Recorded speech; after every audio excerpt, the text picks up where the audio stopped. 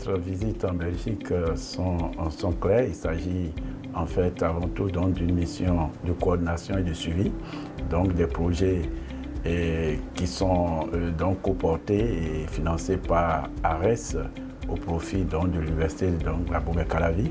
Alors, il faut dire que c'est ma première participation en tant que recteur. Donc, j'ai accompagné l'équipe pour pouvoir également donc, m'enquérir de l'évolution des choses, de voir comment véritablement donc, les choses donc, marchent. Et nous avons été reçus par Madame la présidente de l'université de Namur. Et puis après, nous avons tenu plusieurs séances de travail à l'université de Namur. Il en est de même à l'université de Liège hier, où nous avons eu l'opportunité de visiter une société d'application dans le domaine du génie mécanique. Et puis ça s'est poursuivi aujourd'hui à l'université de Louvain. Et puis, donc, en fin de journée aujourd'hui, nous sommes à l'ARES. Et cette coopération, en réalité, est très utile, bien entendu, dans les deux sens, aussi bien pour les universités belges, mais surtout donc, pour le Bénin, qui a besoin de se renforcer, qui a besoin d'apprendre de l'expérience des autres, en particulier de nos homologues belges, afin de pouvoir véritablement avancer.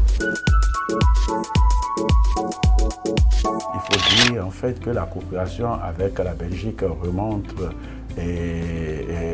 en arrière, remonte au début des années 80 et puis elle s'est poursuivie particulièrement au niveau de la faculté des sciences économiques et de gestion au début des années 2000 où la faculté a bénéficié d'un appui important, particulièrement de l'université de Liège, qui a aidé à concevoir, mettre en place une formation de haut niveau en sciences de gestion du niveau DEA, du niveau du diplôme d'études approfondies, le master. Dans le cadre de ce projet, il y a plusieurs de nos collègues gestionnaires aujourd'hui qui ont été formés et qui sont aujourd'hui font la fierté en fait donc de l'université d'Abomey-Calavi, qui dans l'administration publique, qui dans les organisations régionales et internationales, qui donc dans le domaine de la recherche, parce que plusieurs d'entre eux sont aujourd'hui enseignants-chercheurs et ont pu finir même donc leurs différents grades académiques. Alors, ces expériences méritent effectivement donc d'être maintenues, surtout en cette période où le gouvernement béninois s'oriente vers la transformation structurelle de l'économie, où l'objectif étant donc de complexifier progressivement l'économie béninoise. Il est évident donc que pour accompagner cela, étant entendu que de nouveaux besoins en termes de spécialistes naissent, il est important que l'université puisse suivre. Et pour que l'université l'UAC puisse suivre cela, nous comptons énormément sur le partenariat avec ARES, avec la coopération belge, pour aider, pour nous accompagner davantage. Maintenant, dans la mesure où ces projets aussi facilitent le réseautage entre déjà les universités béninoises et les universités belges, mais au-delà, entre les universités béninoises et les universités des autres pays africains. Vous avez parlé tantôt du Burundi, il y a des universités de la RDC, il y a donc les universités sénégalaises, burkinabè et consorts. Vous voyez, justement, nous en arrivons dans ces conditions-là et donc à construire tout un vaste réseau de chercheurs, d'enseignants-chercheurs, et qui en réalité pourront effectivement au-delà, je dirais, de ce que permet la coopération ARES, de pouvoir même coporter dans des projets structurants et les porter donc le plus loin possible. Et par exemple, dans le cadre des appels à candidature généralement lancés par la Commission européenne, je pense par exemple au projet Erasmus, et même au-delà de cela. Donc c'est vraiment une très belle expérience. Nous apprenons dans la partie belge l'ouverture d'esprit de nos collègues et enseignants-chercheurs belges.